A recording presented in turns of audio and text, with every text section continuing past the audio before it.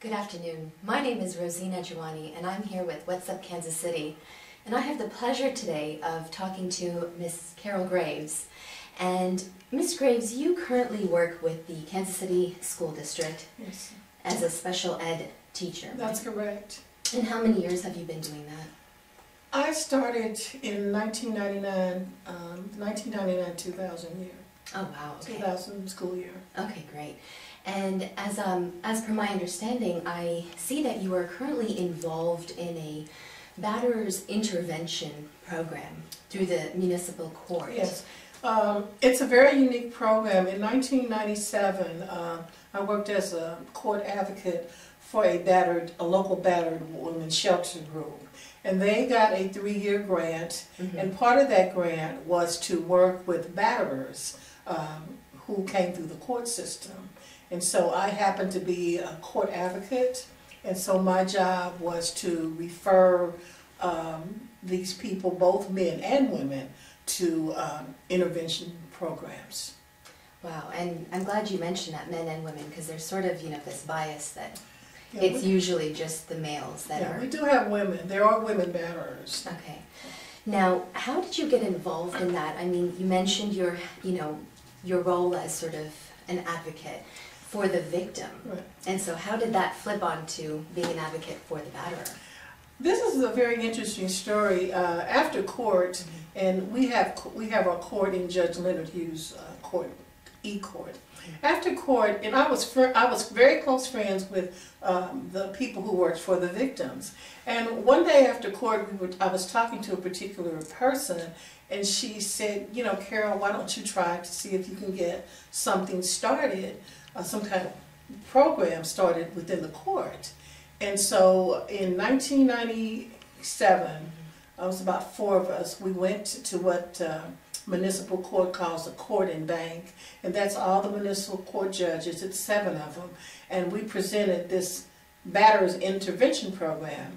And so they listened very attentively to what we had to say and what we were trying to do, and they came back with an answer, and the answer was no. So of course we were disappointed, but we just went on, and about a year later they called us back and they said, well, we want you to do this program, whatever it was you were talking about. And so Leonard Hughes volunteered his court for that, and all he hears is domestic violence cases. And so in 1998, that's when we got started, and twice a month on Saturdays from 8:30 to 9:30, we're doing a Batterers Intervention Program. Wow, so that's almost, what, 13 years? Yeah, and I really enjoy it. We present information in a very practical way. We don't have a lot of time, but we have condensed our information, and we make sure that we give people practical information about the court system. We talk about the cycle of violence. We talk about what domestic violence is and what it isn't. So it's more of an educational piece. Which is interesting because, as from my previous conversation with you, we talked about how domestic violence is not, a genetic problem. It's a learned behavior. Absolutely. And it's very important to get that message across to both the batterer and the victim. So how, in your intervention, in your program, how are you able to sort of facilitate that conversation? Well, we only deal with the batterers, but a lot of times they're still involved, and so we talk about looking at the history of the persons, not only the batterer but the victim. A lot of times there are things that happen in a relationship that you don't pay any attention to. You get into an argument and the person hits you, and oh, I'm sorry, I didn't mean to do it, I love you, sweetheart, and this happens again. So oftentimes we really don't know the people that we think we know or that we're in love with, and so there are a lot of signs that we need to look at. And oftentimes after all this has happened, a person says, well, I saw that.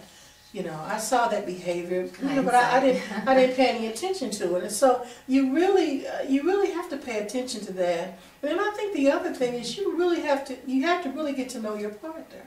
And so oftentimes, and this is what we see as we counsel with people, the history when they were kids. And one of the things that I talk about, that's our first lead-in in our class, we play a 911 tape from a little girl her name was Lisa. She was 6 years old. She saw her mother and her stepfather fighting, and she called 911. And so she was on the phone maybe like 6 or 7 minutes, and her mother saw her on the phone, and she came and slammed the phone down. So what you have is a kid who's seen her mother in trouble. She's trying to get help for her. And then what does the mother do? The mother's upset because she's called the police. So what does that do to a child? You know? So oftentimes people who are batterers, I mean chronic long-term batterers, a lot of it has to do with their childhood. What they saw, what they observed, what they saw their parents do, grandparents, you know. And so when they get older, they oftentimes repeat that behavior, not understanding what or why that they're doing that. You know? That's very interesting. So this program for batterers, then, where do you deal with the children, you know, who are involved in the family? No, we don't. Okay. You know, in the class that we have, which is an hour class, we deal with the batterer. We talk about domestic violence. We talk about the police. We talk about when the police come out to a home or to a situation, they assess, you know, who did what. And to be honest, and we've discussed this a lot, sometimes they get the wrong person. Sometimes there might be a man who's 6'5" and a woman who's 5'2", and they look at the man and they take him down, when it could have been the woman who was the aggressor. So that's an area that I have a little concern about, assessing who was wrong, because if you call the police, somebody's going to jail, okay? And it's not, someone's going, but it's not always the right person. So that's another thing that concerns me, you know, being able to assess. And the police don't know. They're just looking to see, you know, you're the bigger person, you probably did this, but that's not always true.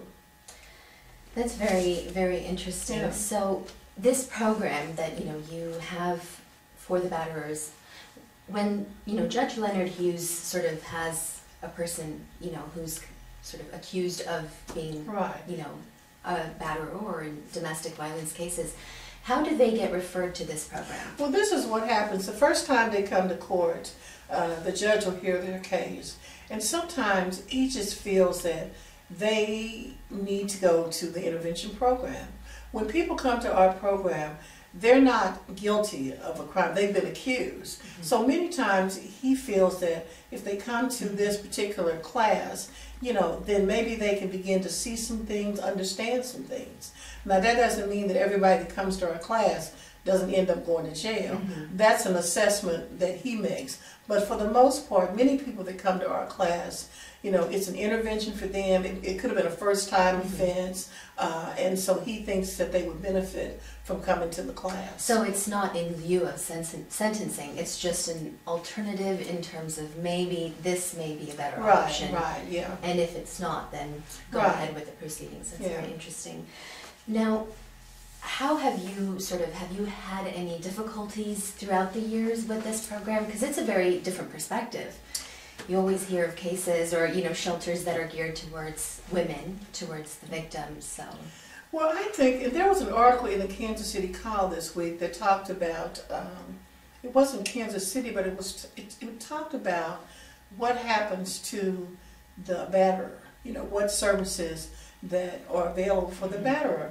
And so, you know, years ago, this has been the attitude, well, we're not going to do anything with the person who batters, whether it's a man or a woman, but we're going to take care of the victim. The only problem that you have with this is that when the person gets out of the shelter, and they will get out, then, you know, and they're going to have a lot of information.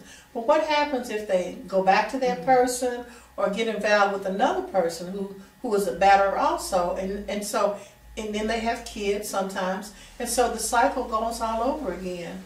And when we talked earlier, you know, I told you that I think that there needs to be a holistic approach to dealing not only with domestic violence, but with violence, with school. What happens is you have a good program over here for this person, no program over here for this program. So this person is getting all the information, but then when they go back over here, what can they do with it? Because it's just I have it, but it's not a holistic approach. Exactly, because like you said, in a lot of these cases there are children involved, Right. so it's not as easy as cutting off a relationship and backing away.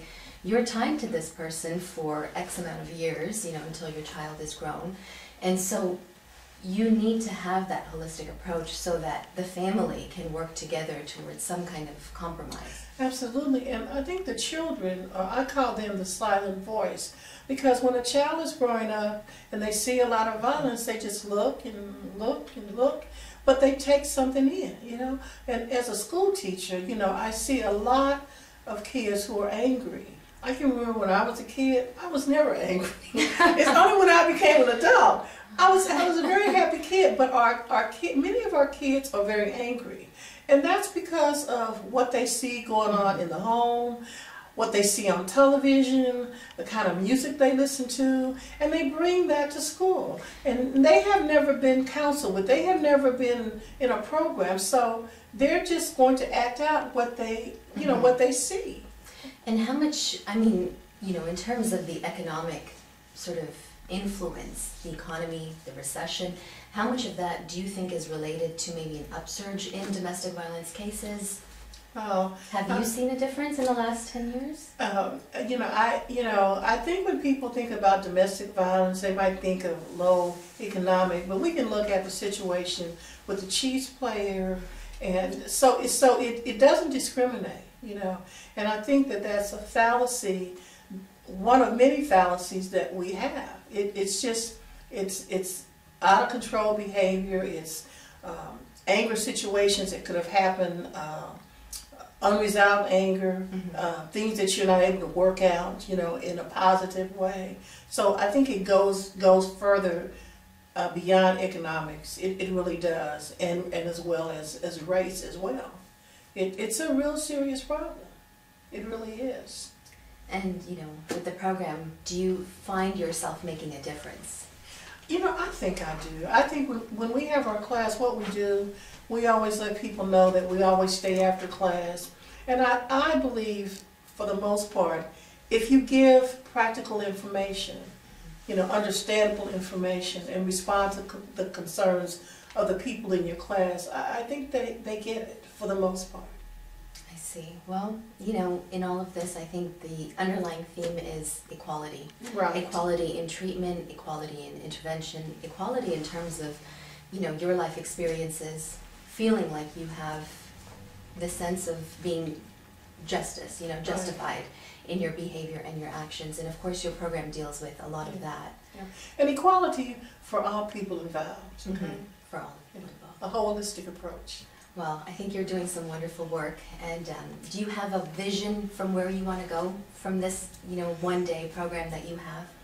You know, I just want people to know that there's something available. You're not alone, whether you're the batterer, whether you're the victim, or whether you're the child, the unheard voice. You know? So I like what I do. I appreciate Judge Leonard Hughes, who has opened up his court. And I just want us to continue. I mean, it's been 13 years and I enjoy what I do because I believe in it and I want to help people. So that really makes it so much better. It's a labor of love. Absolutely. Well, on that note, I really want to take this time to thank you, Ms. Carol Graves, for joining us today and for, you know, it's such a heavy topic, but your passion behind it is very, very inspiring. And I hope for those out there watching today that you take something away from this and have a wonderful day. Thank you for joining us today. I'm Rosina Jiwani with What's Up Kansas City. Thank you.